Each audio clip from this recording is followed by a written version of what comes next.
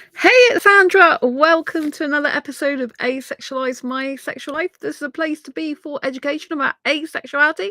So subscribe and hit the bell icon right now. Happy Asexual Perspectives Awareness Month. And today we're going to dive deeper into the stories told in Asexual Perspectives book.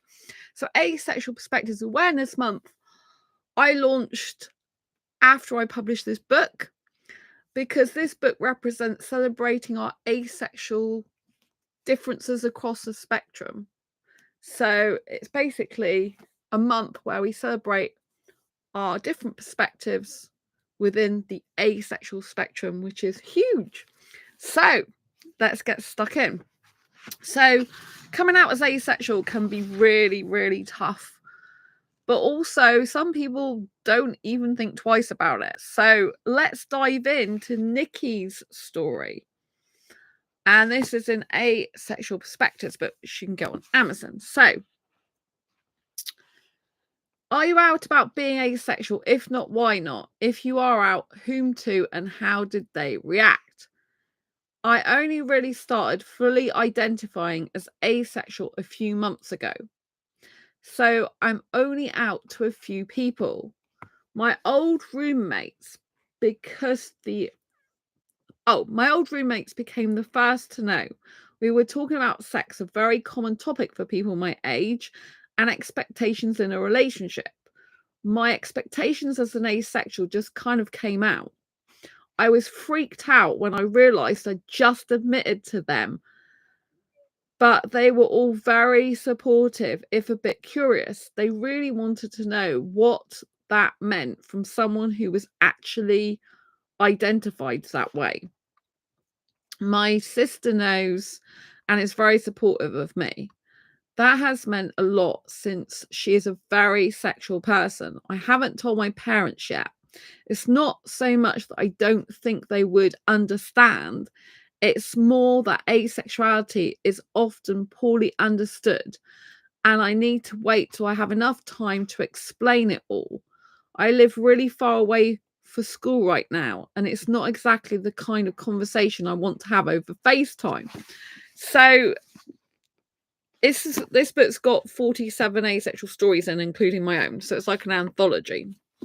And I think that's a really important point, like some people don't mind just coming out as asexual, and other people want to take their time about it. But obviously, if someone has a lot of questions about asexuality, it is good to be prepared. It's also good to be prepared when you come out, because you might have a battle on your hands with some people, right? And it's good to kind of collate a lot of evidence about asexuality, in my opinion, so that you've got it in reserve in case they don't believe you, or in case they start questioning things and they don't understand, and maybe you just get fed up of repeating yourself. So I think it's good that Nikki wants to spend time, doing it, and that they believe it's the right thing for them to do. When I came out as asexual, I didn't even think twice about it. I didn't even know it was called coming out. I just phoned my mum and dad up. Well, I phoned my mum, but my dad's always in the background and can hear everything I'm saying to my mum. So basically, I phoned both of them. And I was just walking down one of the streets in my city of Exeter in 2014. And I said about asexuality that I discovered this term called asexuality. And I think I am it, because there's loads of other people like me who experience romantic attraction, well, want romance in a relationship, but they don't want sex. And I did this a second time. Like, I phoned them again another time down the same street, 4th Street in Exeter, actually, in my city. And I said about it, and my mum's like, oh, it sounds like you. So I think my dad must have looked it up on the internet. So I didn't think it was a big deal, in the sense that I didn't think there was any, like, sense of, oh, it's a thing that's, like, not normal, I guess. So I just thought it's just a normal thing, and I would just tell my parents I found out who I am, because, for years I have been nudity repulsed. they know that I don't like sex in a relationship. They used to laugh about that, even though they don't agree with sex before marriage. And so when I told them there's other people like me, it just all made sense. So for me, just saying it on the phone quickly like that was like, it wasn't a big deal because I didn't know it was a big deal. It was a big deal when I came into the asexual community and I found asexuality.org, the biggest online forum for asexuals, and I felt so relieved because I thought I was the only person in the whole world, planet, and universe like me. So that was a huge relief. That was a big deal to me. But I didn't think it was a big deal telling other people that I'm asexual. I just thought it was a normal thing that some people are, and I still think that to this day. I know, like, it's not really viewed like that exactly by society, but I don't care about society. I've never really cared about society, you know. I only care what matters to me and what I am, you know, and discovering that about myself would override any sort of worry about telling anyone anyway. So I'm really proud about being asexual, but I do think it's important that if you've got a family that might not understand it, or you want to spend time with family or friends or whoever explaining asexuality and answering any questions they've got, then yeah, because there can be misunderstandings. I'm not sure my dad even fully understands asexuality. I'm really not sure he does, but he doesn't really ask me any questions about it. He watches my channel in secret. I found him one day watching my channel. Hello, Dad. Lots of love. Yeah, and that was quite funny. But yeah, so my parents are like just fine about my asexuality in general, but they haven't really got a choice. So I just me, you know. So for me, like, finding out I'm asexual was a big deal, but actually coming out as asexual, I didn't know was a big deal because to me it was just like in casual conversation I said it to my parents because I just thought, well, I found myself. I found out who I am. So it was so good. But I think, like, for some people, like it, if it's a huge deal, which it is to most people, it's good to actually have some time, to explain things. And especially if people have got questions. My parents haven't really got questions much for me about my life. I just get on and do with my life. They never really ask me that. They ask me sometimes about my health and stuff, which is nice. But they don't really ask me anything about, like, what are you doing with your books? How's your writing coming along? Like, how's your channel going? I tell them stuff, but they don't really ask me. They're not very inquisitive like that. Right. So, Molly's story. Are you out? If so, whom to? How did they react? So, I'm out to my family and friends and some people in my community. They were shocked and tried to convince me to just try sex, get my hormones checked, but slowly they are coming to terms with it. Yeah, this is what's really rude and horrible for asexuals when someone's like insulting them by saying, oh, yeah, like, have sex. Like, how do you know that you're not liking sex or wanting it or needing it if you've never had it before? But not everyone in the world has tried everything to know they don't like it. There's some things that people are just automatically repulsed by and they don't want anything to do with. And I don't think you have to try everything in life. I think you can say no to things. I actually think saying no to things is good discipline. There are a lot of asexuals that are virgins still. And I think that's something that they can be proud of, to keep their virginity for themselves if they never want sex. It's a good thing, not a bad thing. And so, please don't ask asexuals this, about, like, trying sex. I think it's so rude. I mean, it's good, I guess, that I have had sex in the past because I'm an asexual that had sex. So that's not why I'm asexual, because I've had bad sex, which is just like such a myth and stereotype. Like, yes, I've had bad sex, but I've had good sex as well, even though I'm asexual, and it just really pees me off that people, talk about having hormones checked. Some asexuals can experience arousal. Some asexuals have a sex drive. They just don't have a desire to have sex with a specific person or people. I have huge arousal levels, but zero sexual attraction. And however much I kiss a guy, it doesn't make me want sex with him. Ever. The only time I would want sex is never.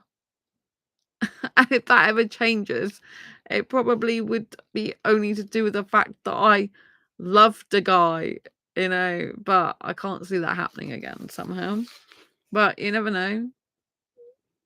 Although I do know. But what I'm saying is, it's okay if you never have sex ever in your life. And it's okay if you decide to change your mind about that in the future. But most sexual repulsed asexuals do not change their mind. Most sexual repulsed asexuals don't want sex. So it's really important that you don't start saying to asexuals something that's inappropriate, because why don't we just test all the heterosexual identifying people in the world to see if there's a problem with their hormones as to why they're not actually bisexual or pansexual or homosexual? Do you know what I mean?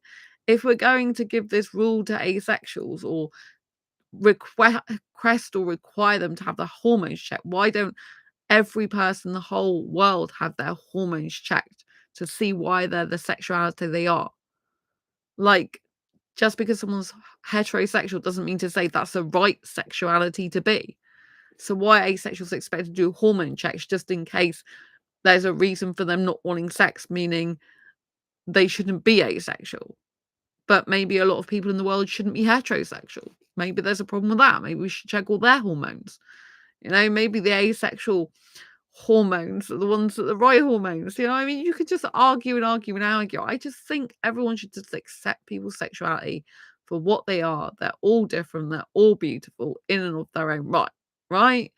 There shouldn't be this questioning of asexuals, get your hormones checked, have sex, do this, do that, to prove that you're definitely asexual, to prove that you don't want sex, to prove you don't like it, to prove you don't need it. Heterosexuals don't need to prove that they're heterosexual, usually. Do you know what I mean?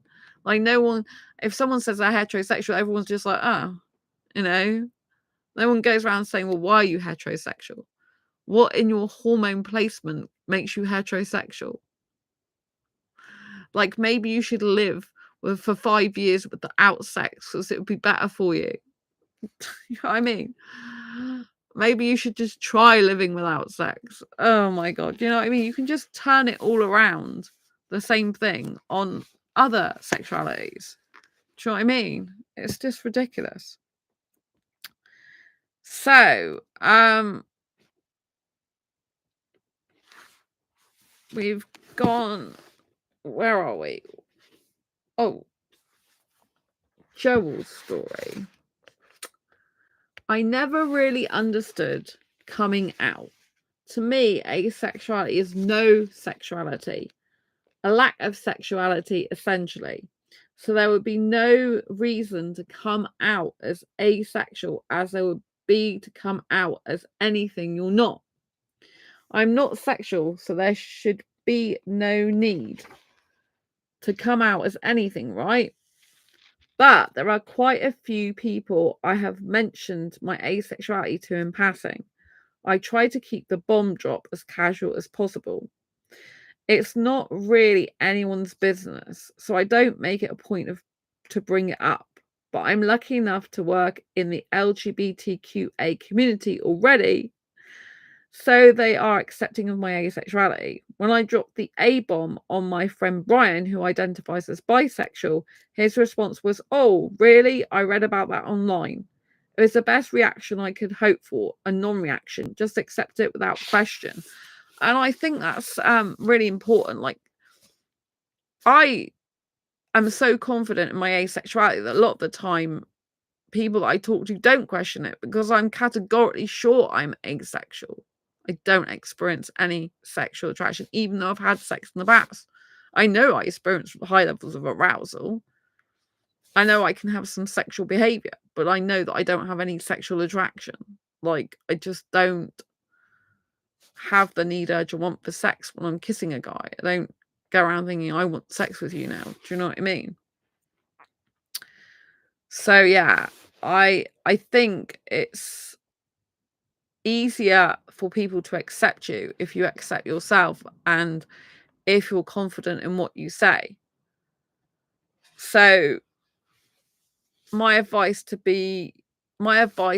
you would be to think about your asexuality and think about how confident you are that you're asexual, and then think about the people you speak to about your asexuality to see if they directly respond to how you're saying it. So if you're saying really confident, like I'm asexual, like it's just normal everyday thing, then are they more accepting? But if you're saying, oh, I am asexual, and you're meek and mild about it, and you're not really enthusiastic about it, you're not really kind of sticking up for yourself and saying it proudly and loudly, do you get a different response? Because I think the way you say something in life can get a different response, because it's the energy and enthusiasm that you put behind it that makes a difference.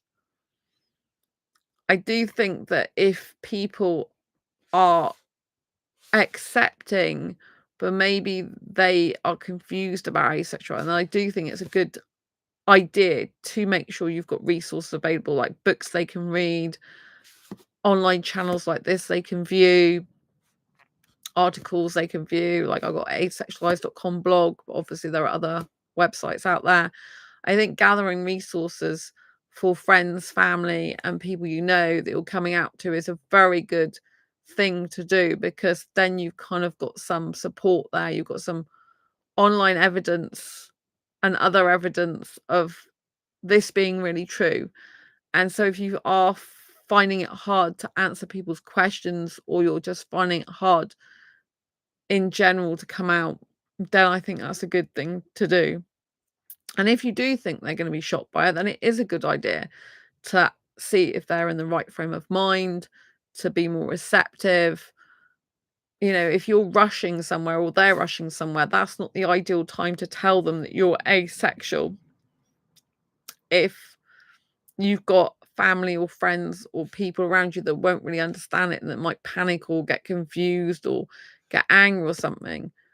My parents don't really, they just let me get on with my life. I just get on with my life anyway. So I don't answer to my parents. So kind of like anything I just say, I just tell them what's going on in my life, So I think it's kind of a different relationship. But a lot of people who are close to their family, who have regular conversations about things, it might be harder for you to come out as asexual because you're used to your family being in your business a lot and knowing all about what's going on in your life. And there's a lot more attachment there in that way, if you know what I mean. So I think it's important to, take your time and, like I said, gather resources and speak about asexuality in the most positive, upbeat, enthusiastic manner as possible. So it should be more easily to be able to be received that you're asexual. Does that make sense? So we're going to take another perspective from asexual perspectives.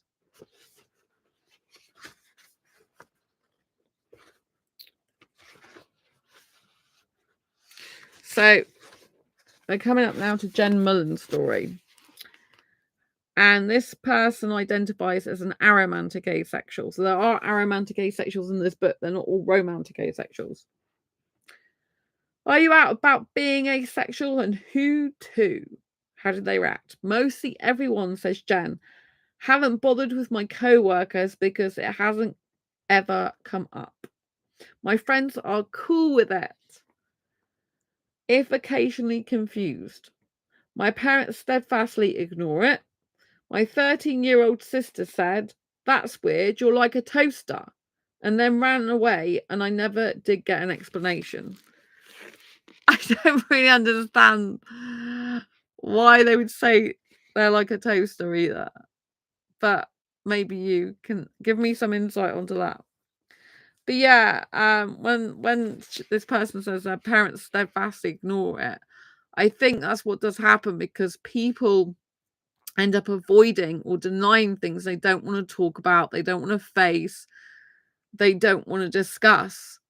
And so unfortunately, some family members, friends may avoid it, may avoid talking about it. I still do have a female friend, best female friend in my life, really. And well, in the past up till now, if you know what I mean. Like, I do have some people I talk to that are females now online this year, and they're becoming a good online connections, if you know what I mean. This person I've known for a long time, but they used to be very avoidant of talking about my asexuality. I felt it made them really uncomfortable, and I don't think they totally understand asexuality at all. You know, they think it's just, I think they think it's just like not partaking in sex, like abstaining. I don't think they understand that don't get the need, urge, or want for sex bit, because they have spent some time in their life when they don't have sex and said, "Oh, I'm asexual at the moment." And I'm thinking, it's not like that. You're not asexual for just a time. You know what I mean? Asexual is a genuine sexual orientation. There's a lack of sexual attraction.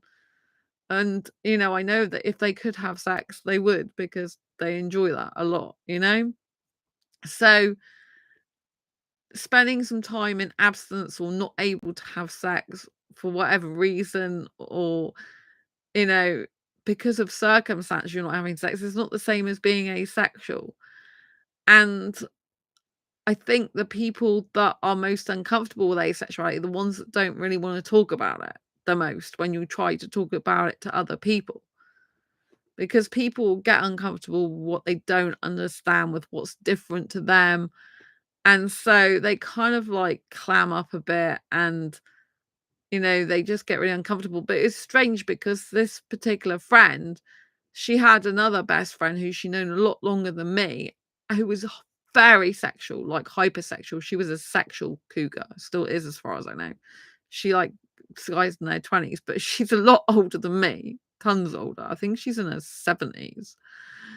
And I can't remember if she's in her 60s or 70s, which is way, way much older than me. And, you know, she would have guys in her home for sex at like 25 years old, 28 years old, and stuff like that. So, um, but yeah, the guys seem to like doing that with her or whatever. But she was far more accepting about my asexuality. You know, she was able to talk to me about it and everything to do with it that I wanted to talk about. Whereas my actual other friend, the friend I knew, you know, my best friend at the time, she wasn't comfortable with it. But now if I do video call her, she says, "Oh, it's your time, you know.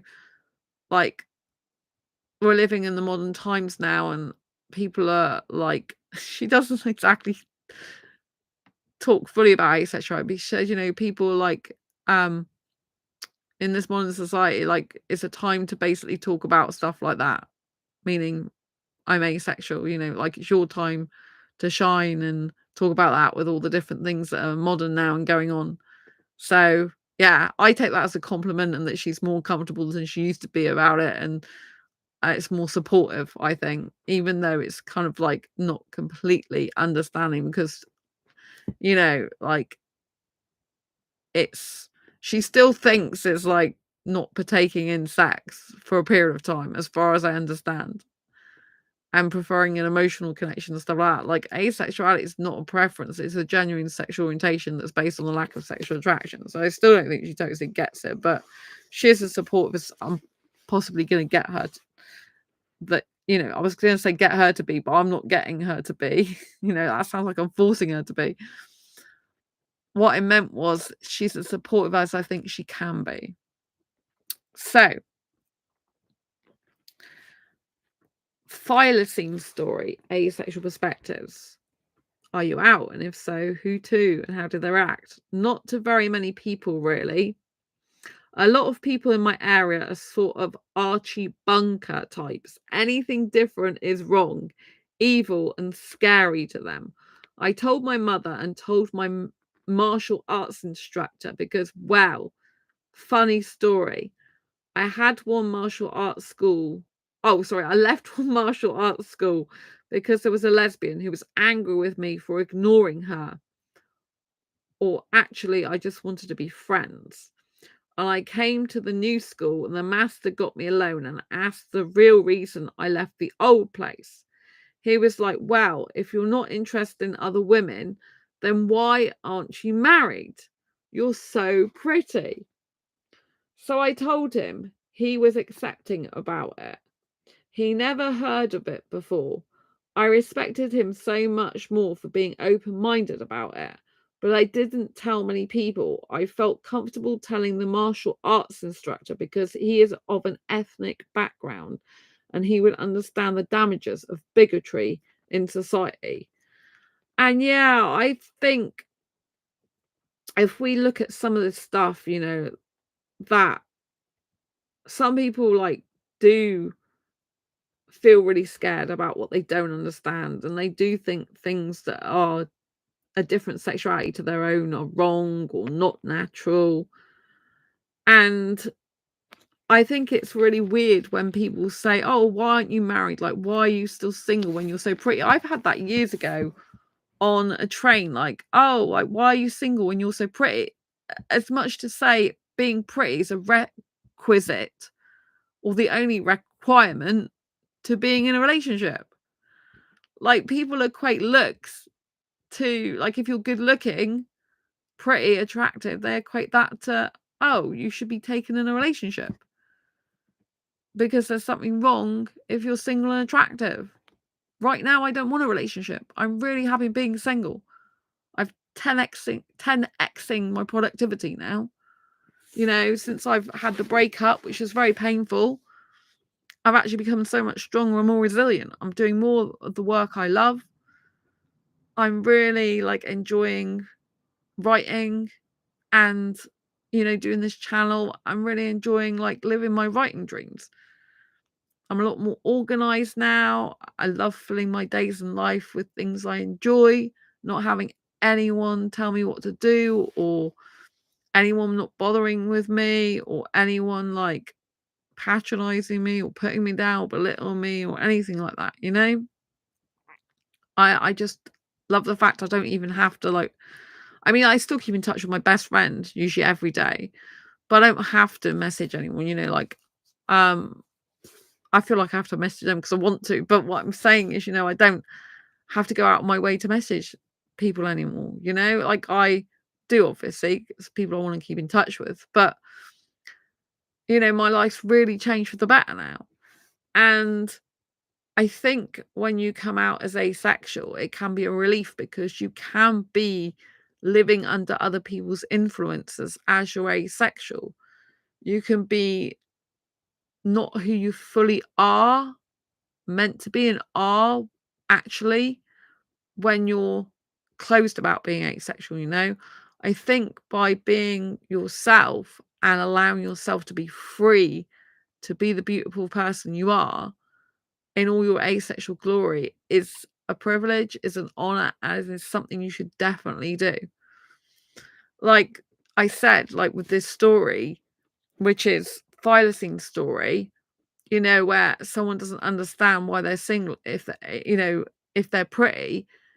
It's very shallow to think that a lot of people value relationships on looks alone, and that if you look a certain way, you should be in a relationship. Just like if you look a certain way, you should be a certain sexual orientation, which we know is not true, that just because you look a certain way means you're a specific sexual orientation.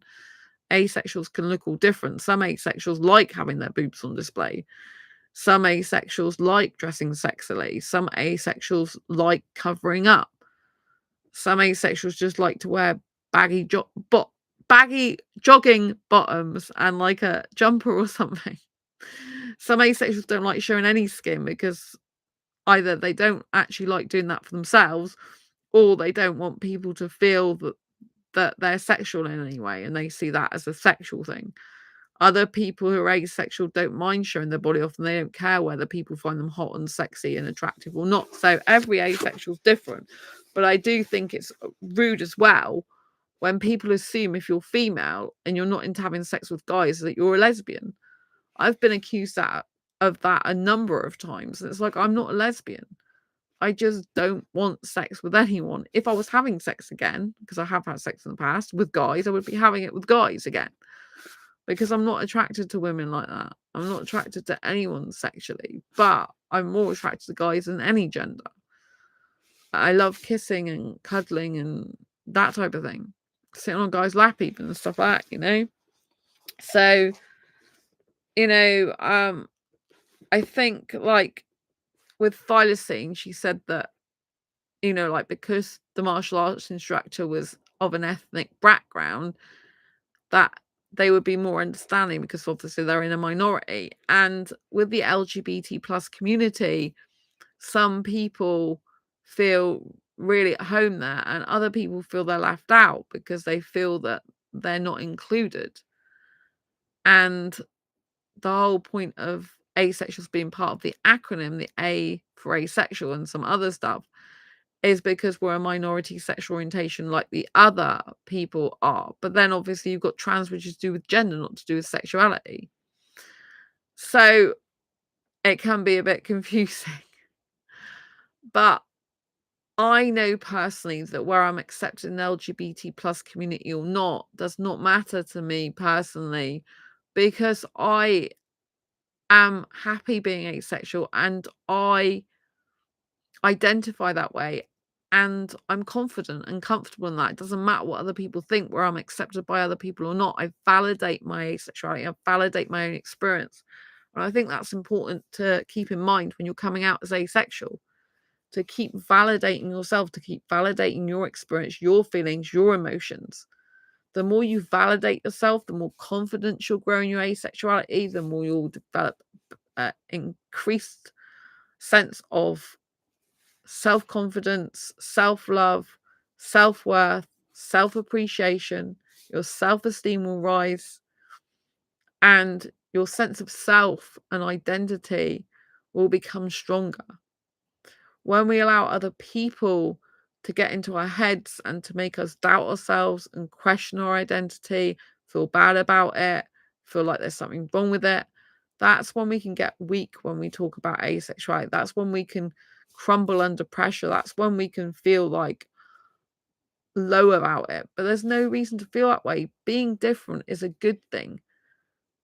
Being able to not have the urge, want, or need for sex is a good thing because it means that you're less likely to have sex that leads to sexually transmitted diseases or infections. It means you can fill your life up with multiple other things that excite you without worrying about sex. It means that you don't have to perform sex for other people. It means that you don't have to dress sexually unless you want to. You don't have to buy specific sex toys unless you want to. Some asexuals use sex toys on themselves, which of course is fine.